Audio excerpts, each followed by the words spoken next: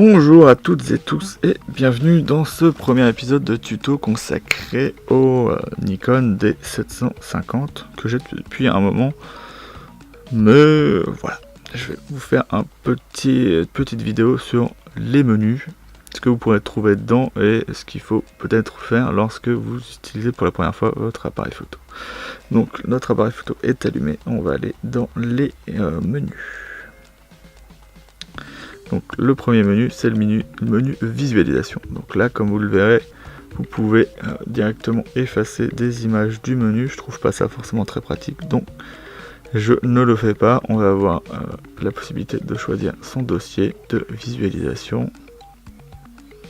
On peut aussi régler et cacher des images. On a les options de visualisation. Alors ça, ce qui est bien, c'est que ce que vous avez là, vous pourrez choisir de le montrer dans votre mode de playback. Par exemple, lorsque je suis là et que je baisse, je vais avoir toutes mes infos. Ce qui est plus pratique que chez Canon puisque vous ne les avez pas toujours sur l'image. Il suffit de faire bas pour avoir toutes les options qui sont paramétrables ici. Donc là on peut copier des images. On peut là l'affichage des images, c'est dès que vous avez pris une photo, vous pouvez montrer votre photo sur l'écran arrière, ce que je ne fais pas, je trouve ça un peu perturbant, donc je ne fais pas ça. Après ici on aura, donc après effacement, en fait on a ce qui sera affiché, donc c'est pas forcément comment dire, très intéressant de régler ça. Après la rotation des images, moi je ne règle pas ça parce que comme ça me permet de voir l'image avec le plus de pixels de l'écran, et puis au pire je tourne l'appareil photo. Donc voilà. Après on aura diaporama, donc on peut configurer un diaporama dans son appareil photo si par exemple on veut l'afficher sur une télé, et on aura notre commande pour directement aller sur une imprimante, ce que je n'utilise pas du tout. Après on aura notre menu de prise de vue photo comme vous le voyez là. Donc réinitialiser menu de prise de vue, donc on peut paramétrer tout ça, mais après on peut juste sélectionner ce dossier si on veut revenir à 0 et réinitialiser. Je ne vais pas le faire. Donc le dossier de stockage, ce sera typiquement l'endroit où vous mettrez vos photos, donc 101. Typiquement j'ai dû dépasser les 1000 photos. Nom de dossier, on peut comme vous le voyez personnaliser ces noms de fichiers. Après on pourra choisir le rôle de la carte 2. Moi je mets débordement maintenant parce que je ne fais pas de photos professionnellement pour l'instant avec ça. Donc et puis même, enfin je préfère mieux avoir plus de place, et le problème, si vous enregistrez deux fois vos photos, votre buffer sera largement cannibalisé. Avec celui-là vous faites une rafale de 3 et vous n'avez plus rien. Donc après on aura notre qualité, donc ici on aura la sélection de tous les JPEG possibles. Ce qu'il y a de bien avec Canon, c'est qu'ils vont directement indiquer la taille des fichiers, ce que ne fait pas Nikon. Mais on peut utiliser ce bouton là pour pouvoir avoir des données sur ce que ça fait. Et puis voilà. Donc après on aura la taille des images, voilà, et c'est ici qu'on choisira notre taille d'image. À savoir que le RAW n'existe pas en petit sur cet appareil photo. Donc les tailles d'image ne seront que celles en JPEG.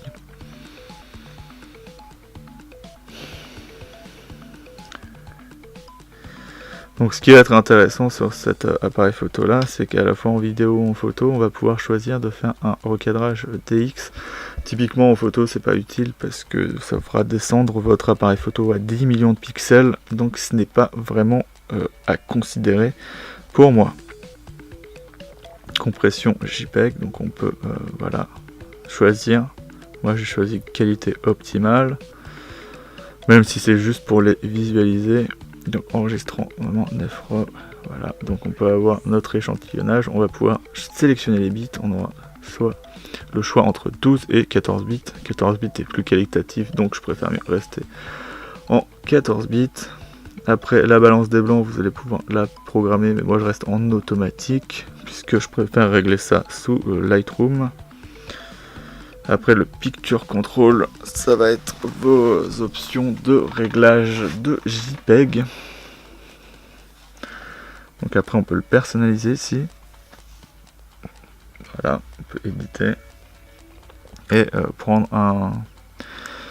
un de nos profils et en faire ce qu'on veut. L'espace colorimétrique, on peut choisir entre Adobe RVB et sRVB.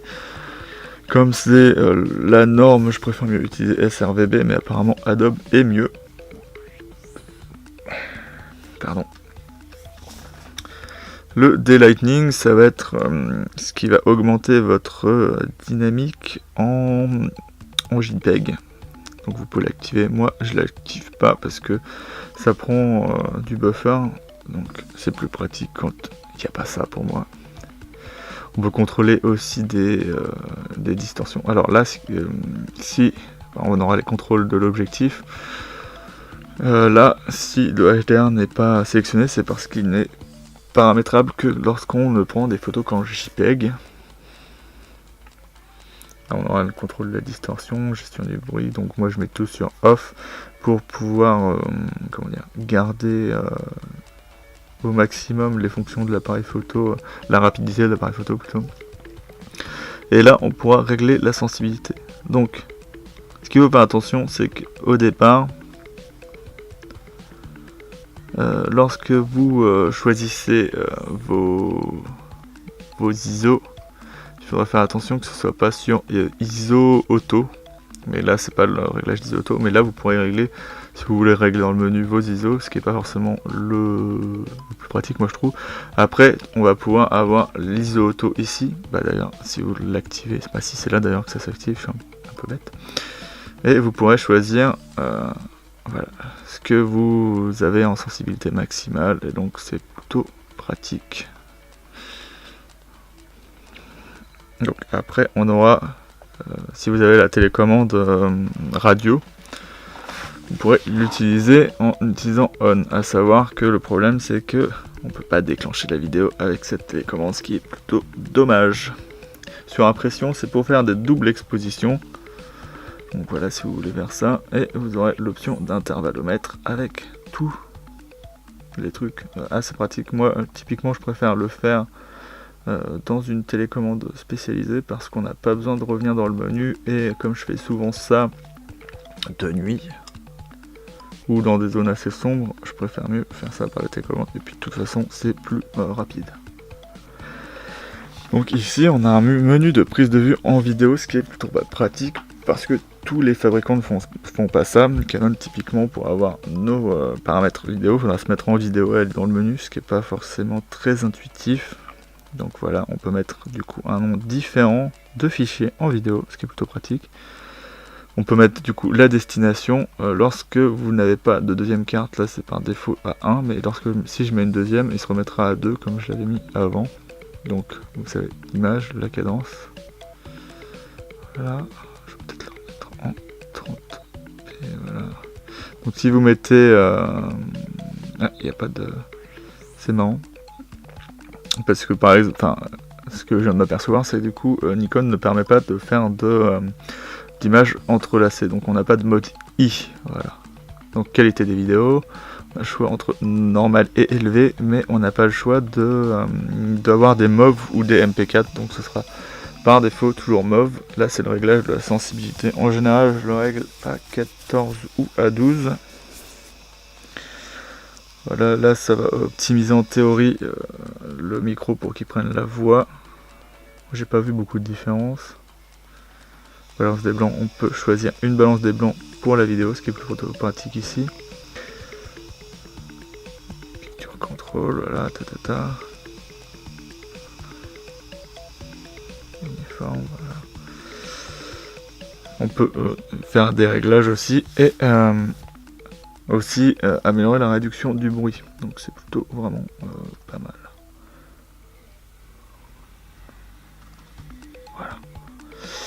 Voilà. Donc ici on aura le menu de réglage personnalisé, donc on va aller dans autofocus, et par contre, dès qu'on sera là-dedans, tout va se défiler à la suite, et il n'y aura que vos couleurs et votre lettre qui vous indiquera dans quel menu vous êtes. Voilà. Donc typiquement, ça vous indiquera ce que vous pouvez personnaliser dessus, c'est assez pratique, mais c'est pas forcément très facile de comprendre comment ça marche. Donc là, on aura plein de modes que je vous laisse aller voir. Donc on peut quand même, je vais quand même aller. Donc voilà, on peut prioriser ce que fait l'appareil photo. Donc en AFC, typiquement, comme c'est un mode de suivi, on va donner la priorité au déclencheur par défaut. En AFS, ce sera la mise au point. De toute façon, c'est en général tout le temps la mise au point. Et ça sert pas à grand chose en AFS que ce soit le déclenchement. Sinon, il n'y a pas d'intérêt. Suivi de la mise au point en lock-on. Donc j'ai mis l'AF. Sinon, vous pouvez mettre... quoi ah oui, voilà, c'est ça. Vous pouvez mettre la sensibilité de la mise au point. Ce que j'ai vu... Bon, après, c'est pas les mêmes gammes d'appareils photo. C'est quand même plus sensible chez Nikon que chez Canon. Après, je peux peut-être me tromper. Affichage des points, voilà. Donc on a tout ce qu'on voit dans le viseur au final. Voilà, on peut personnaliser notre affichage de chaque chose. Donc voilà, soit on le met en petit carré, soit on le met en gros carré. Voilà, c'est à votre goût. La zone dynamique, on l'active aussi. On peut des fois l'avoir pas affiché, mais je trouve ça pas forcément pratique. Éclairage du point AF, donc en fait, quand on est en automatique, on va se retrouver à quand les zones sont sombres. Je trouve que sur l'icône, il trouve tout le temps que c'est sombre, donc il l'éclaire tout le temps. Mais dès que vous allez appuyer sur le déclencheur, le bouton de mise au point, il va vous indiquer que vous l'avez bien appuyé. Ce qui est bien, notamment avec des objectifs silencieux qui vont pas forcément faire comprendre que ils font la mise au point. Bon, après sur un téléobjectif vous allez le voir directement, mais si vous avez un super grand angle, c'est pas obligatoire. Rotation du point AF. Moi typiquement, comme en vertical, évidemment, on est en vertical et le cadrage n'est pas pareil, je trouve que rotation du point c'est pas pratique parce que de toute façon ça donne pas ce qu'on veut. Et puis voilà. Donc nombre de points AF, donc ça ce qui est bien c'est que lorsqu'on veut rapidement changer le nombre de points d'autofocus ou la sélection et qu'on veut quelque chose de plus rapide, on peut mettre moins de points d'autofocus et c'est vraiment plutôt cool. AF selon l'orientation. Ouais, non.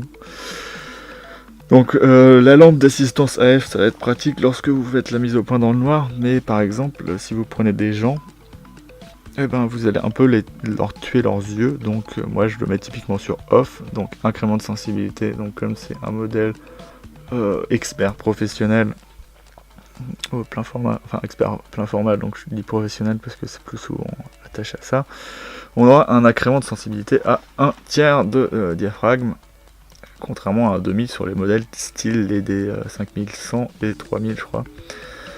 Incrément d'exposition ça marche de la même façon. Correction d'exposition off. Voilà, donc ça je l'utilise pas, je préfère mieux regarder ça manuellement.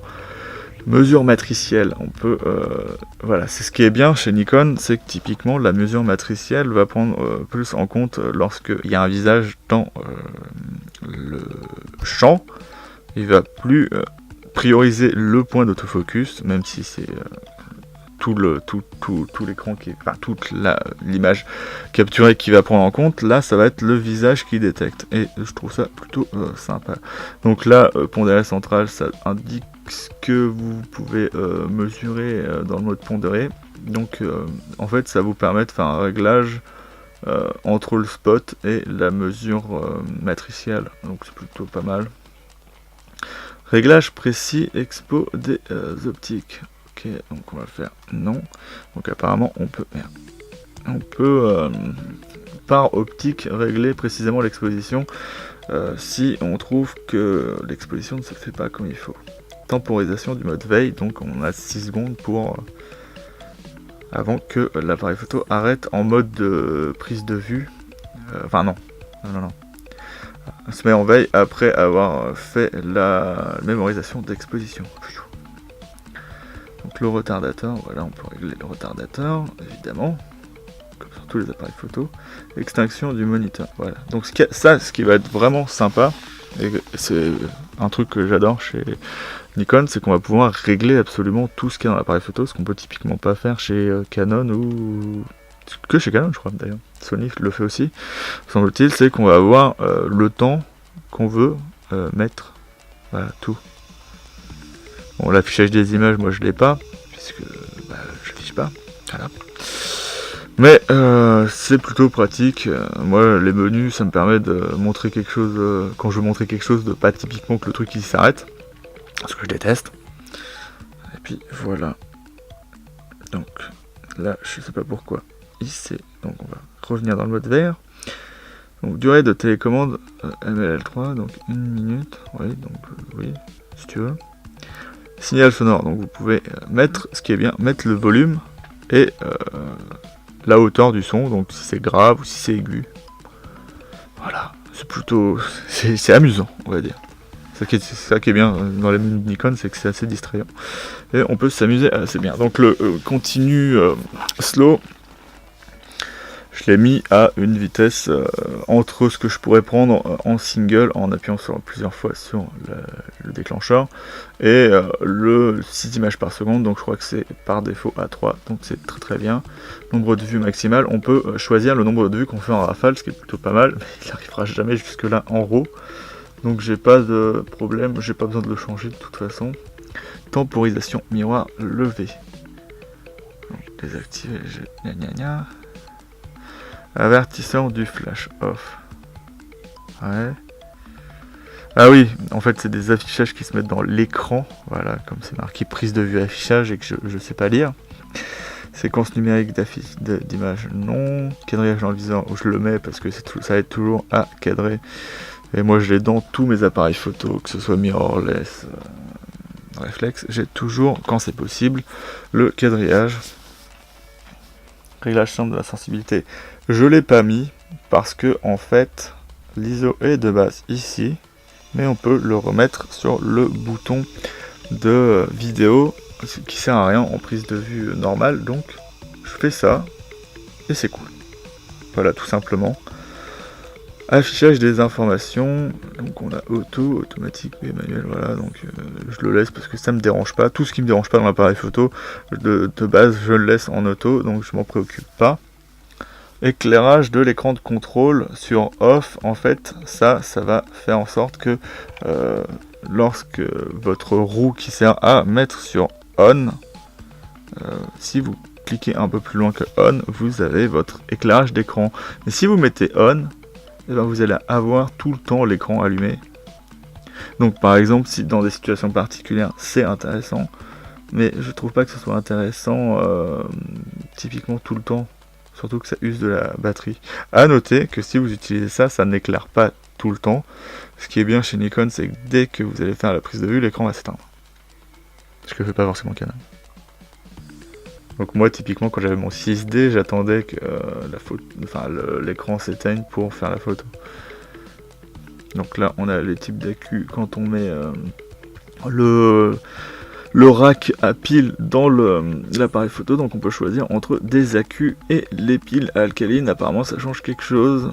Après, l'ordre d'alimentation, c'est lorsqu'on a le grip dessus, comme chez Nikon, la batterie dans l'appareil photo reste, ce qui n'est pas forcément très pratique puisque vous devez toujours enlever votre grip pour recharger votre batterie qui est à l'intérieur de votre appareil photo. Voilà, je priorise ça. Ça fait que lorsque vous changez le tiroir, la batterie dedans, et ben vous avez la batterie de votre appareil photo et du coup vous n'avez pas à tout le temps enlever le grip avant d'enlever le tiroir. L'ordre d'allumage fait que on recharge avant la batterie qui est dans le grip, ce qui est plus pratique. Voilà. Donc vitesse de synchro flash. Voilà, hein, si vous faites du flash, moi j'en fais pas trop personnellement, donc ça ne m'intéresse pas. Donc vous pouvez voir ce que vous avez accès dans le menu. Ah, je mets quand même.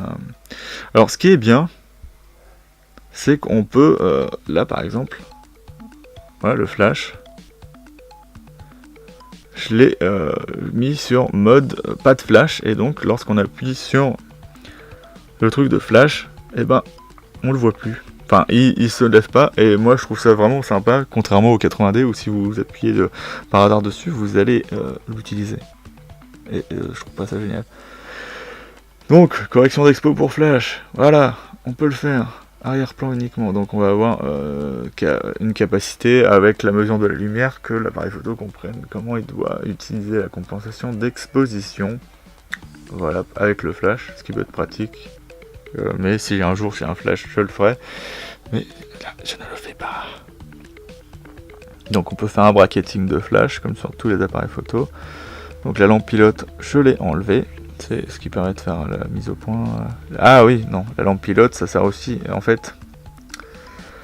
Donc la lampe pilote, il y en a une aussi, semble-t-il, dans le flash, où c'est un laser. Ça permet,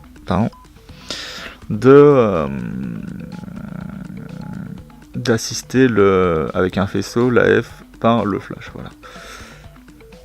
Donc on a un bracketing automatique, voilà, on peut faire tout ça.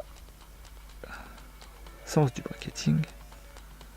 Voilà, donc ça c'est dans tous les appareils photo, j'ai la même chose sur le 6D, c'est on choisit quelle vue va être faite en premier, si c'est l'exposé, sous-exposé, surexposé, et là sous-exposé, normal, surexposé, mais on peut pas faire surexposé, normal, sous-exposé. Donc la touche bouton OK, on va dire que voilà, on peut choisir ce qu'on veut, et ce qui est bien c'est que le reset de prise de vue, j'ai pas vu ça chez Canon. Et je trouve ça très bien parce que, par exemple, typiquement, lorsque vous mettez au point et que vous avez le collimateur excentré, vous faites OK, et le collimateur revient au centre. Ce qui est vraiment génial. Mode de visualisation. Alors, lorsque, voilà, on peut, en théorie, on peut faire un zoom dedans. Moi, je le fais pas, mais je mets reset. C'est mieux. Voilà. Ça me permet qu'une fois que je sois zoomé, de revenir à la taille standard de l'image. Après, on peut faire l'inverse, zoomer avec OK, ça va beaucoup plus vite. Et moi, je préfère mieux plus vite revenir à mon image que d'aller plus vite dans le zoom. Donc, voilà. Après, réglage de commande FN. Alors, le FN, il est où déjà là-dessus? Le FN, ah oui, le FN, c'est celui-ci. Alors moi ce que j'ai mis c'est une sollicitation, vous mettez du coup vous avez votre niveau artificiel, donc ça veut dire que vous perdez le quadrillage et vous avez typiquement votre horizon artificiel et vous appuyez dessus pour avoir le quadrillage, ce que j'ai longtemps pas compris, j'ai cru que l'appareil photo faisait n'importe quoi. Donc voilà, et après si on veut on peut mapper ça différemment en tournant avec une molette en appuyant dessus. Commande d'aperçu. Donc la commande d'aperçu c'est celle qui va être devant mais au-dessus si vous le voyez là. Et donc moi la sollicitation comme mon AEL et mon AFL sont configurés pour faire l'iPhone, et ben devant j'ai ma mémorisation d'exposition. Voilà. Et donc voilà, la commande AEL, AFL, et c'est mon iPhone. Voilà. Alors, molette de commande. Donc j'ai réglage de l'ouverture, voilà, j'ai laissé sur ça. Ce qui est très logique. Et ça ne change pas en fonction du mode qu'on utilise, et c'est pratique. Si carte absente, ok, je le mets sur Nikon parce que on peut typiquement continuer, on a une photo, enfin le buffer permet de prendre une photo, donc on peut quand même faire une photo et regarder si c'est bon, voilà. On peut inverser les indicateurs comme c'est, mais on va pas faire ça, voilà, régler le truc d'enregistrement vidéo, et j'ai mis ISO, ce qui est plutôt pratique, et maintenant Nikon a remis son bouton d'ISO au-dessus, enfin a mis, puisqu'avant c'était sur le trèfle là me semble-t-il, sur les professionnels il était en dessous de l'écran arrière, et là-dessus ici, donc maintenant sur les D500, D5 et sur le D7500 ils sont mis au-dessus, donc c'est là où je l'ai mis sur le D750 parce que c'est plus pratique. Donc FN de la télécommande VR. J'ai pas de télécommande WR, c'est une télécommande qui coûte très cher, donc je préfère mieux pas l'acheter. Donc voilà, la commande FN et la commande d'aperçu, ça permet, lorsque vous êtes en vidéo, de faire du... comment ça s'appelle? Je ne connais pas le nom, ça va vous permettre de changer votre ouverture de manière très lisse et sans à-coups. Donc c'est vraiment pas mal, et c'est une option qui n'est pas sur beaucoup d'appareils photo aujourd'hui. C'est vraiment pratique, il suffirait juste que Nikon se décide à faire un bon autofocus pour leurs appareils photo en vidéo, et ce serait génial. Donc commande AFL en vidéo, ça permet de garder l'exposition. Et le déclencheur sert à faire la vidéo, ce qui est un peu con parce que j'ai les deux boutons à côté. Mais voilà. Donc on a fini avec le menu de réglage perso. Donc menu de configuration, donc ça va être le menu dans le menu qui va vous permettre, voilà, de formater la carte, d'avoir des petits réglages utilisateurs, donc ça vous permettre de typiquement d'enregistrer vos U1 et U2. Moi mon U1 est tout enregistré avec un bulbe pour pouvoir faire de la photo de nuit à la télécommande. Donc voilà. On peut le réinitialiser aussi, on peut régler du coup la luminosité du moniteur, l'équilibre des couleurs du moniteur, je préfère mieux pas les changer, parce que je suis pas spécialiste et on peut pas calibrer ça vraiment de manière très stable, donc je préfère mieux regarder ça sur mon écran d'ordinateur. Et puis voilà, on peut nettoyer le capteur manuellement, mais on peut aussi le configurer sur on-off. Alors le seul truc qui est un peu, comment dire, bizarre, moi venant de... à la base, mes premiers appareils photo étant des Canon, c'est que ça n'affiche pas quand ça nettoie. Donc vous savez jamais. Et c'est un peu perturbant, mais à part ça, il n'y a pas de problème. Donc verrouillage du miroir. Typiquement, la commande va vous permettre de pouvoir nettoyer votre appareil, enfin votre capteur. Mais là, c'est grisé parce que j'ai moins de 50% de batterie. Après, on peut faire des corrections de poussière, donc ça va corriger, voilà. S'il voit de la poussière, il va la corriger, et ça va prendre une photo qui va après corriger dans l'appareil photo les poussières qu'il voit. Donc après là, on aura notre petit menu qui ne me sert pas trop, et donc on va pouvoir, après coup, si on l'a pas fait à la prise de vue, on va pouvoir régler des trucs sur nos photos, comme la dynamique, les yeux rouges, le recadrage, le transformer en noir et blanc, les filtres évidemment, enfin vous savez lire aussi, vous pourrez faire de la double exposition aussi évidemment, vous pourrez faire du traitement RAW aussi, enfin voilà, plein de petites choses. Et vous pouvez même faire du fichier. Bon, je trouve ça pas très intéressant dans un appareil photo ce type. Donc après, là, le truc qui va être sympa, donc ça c'est mon menu personnalisé, donc il n'y a pas besoin d'aller dedans. Mais moi ce que je trouve plus intéressant que sur Canon au final, c'est qu'on peut mettre n'importe quoi dedans, sans avoir à aller dans un autre menu après, puisque Canon c'est fait par page, là on met absolument tout ce qu'on veut, et on aura directement tout dans notre menu personnalisé. Et donc, c'est du coup la fin de ce petit, comment dire, première vue des menus sur cet appareil photo. Donc ce que vous pouvez régler lorsque vous commencez à utiliser l'appareil photo, moi je fais toujours ça. Je fais sur mon Canon 80D et je l'ai fait aussi sur mon D750, comme ça vous permet de pouvoir partir en photo et d'avoir déjà une petite habitude de ce que peut faire l'appareil photo avant de partir à l'aventure du coup. Donc la prochaine vidéo sera une overview et comment dire, un peu montrer tous les boutons de l'appareil photo. Donc moi je vais vous dire salut et à bientôt sur la chambre de Goupil.